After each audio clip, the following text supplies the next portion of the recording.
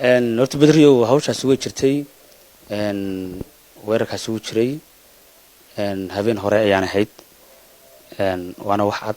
aniyo walaalkay Cabdiraxmaan Aadiid baan wada soconay taa ana ku cadeynaya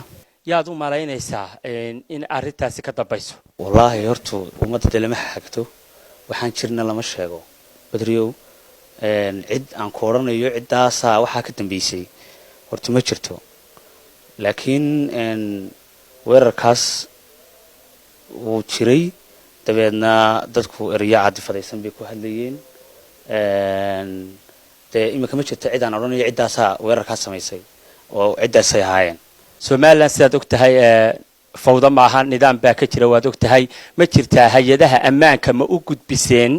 arintiina Badro walgu horta hawsha walgu gudo jira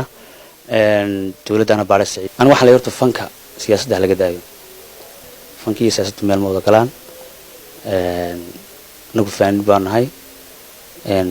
erigaasan oran lahaa fanka iyo siyaasadda hala kala saaro waxa jira dad badan oo adiga ku taageersan oo si weyn qaarkood cadaka mu jireen baraha bulshada qolo kale si kala u dhigaysay fariinta bulshada ku taageersan ee Somaliland aad u diraysaa maxay tahay waxaan aad iyo aad u mahadsantihiin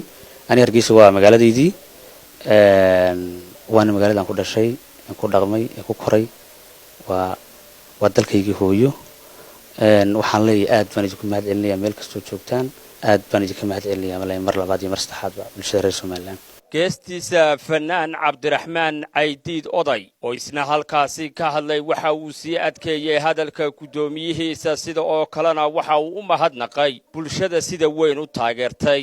Badriyo waad maadsan tahay gudoomiyuhu uu sheegay wixii dhacay iyo sida u dhaceen annaga wada soconay faafahinteedina uu sheegay Maxamed waana lagu daba jiraa waxaan u mahad celinayaa dhammaan ummadda meel kasta oo dunida joogaan arrintan ka ficil celisay haddii af noqoto haddii ficil noqoto iyo haddii baraha bulshada noqotoba aad baan u mahadsanyiin waxaan ku darayaa oo kale in fanka iyo la kala saaro siyaasadda oo fanka la siyaasadaynin fanka iyo siyaasaddu isma geeyaan mana iskalaan aad baan u mahadsantiin dhammaantiin arrintaasina insha Allah